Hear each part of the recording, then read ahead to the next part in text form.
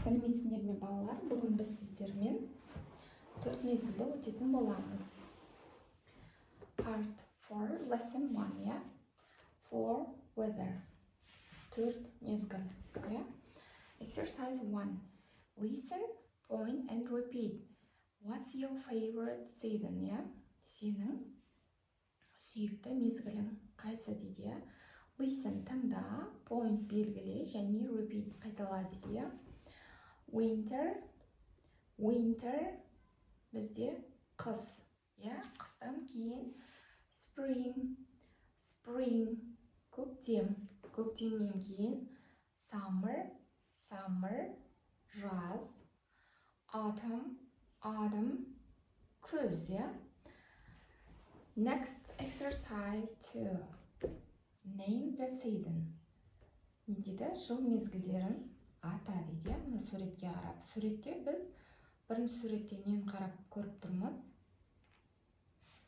Қардан жасалған аяз ата. Аяз ата бізде қыста болады. Сол үшін қысты атаймыз. Қысты біз ағылшынша қалай айтамыз? Winter. Next. Екіншісі, құстар қай уақытта келеді бізге? Көктемде келеді, Spring. Үшіншісі, жапырақ қай мезгілде түседі? Көктемде, autumn. Төртіншісі, көкөністер, жемістер қай мезгілде піседі? Күзде піседі, яғни тағы да autumn'да айтамыз. Келесі, қай мезгілде біз көбіне балмұздақты жейміз? Жазда, summer.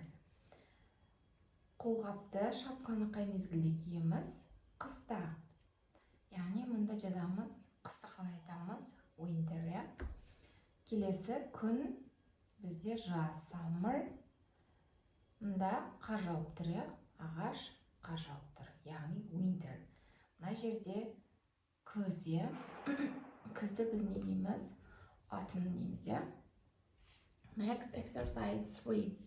Talk with your friends, Досыңмен бірге сөйлес. When's your birthday? Сенің birthday деген туған күнің қашан дейді, In spring дейді. Мына жерде өзіңіздің қашан туылғаныңызды айтсаңыз болады. Менікі мысалы күзде, in autumn.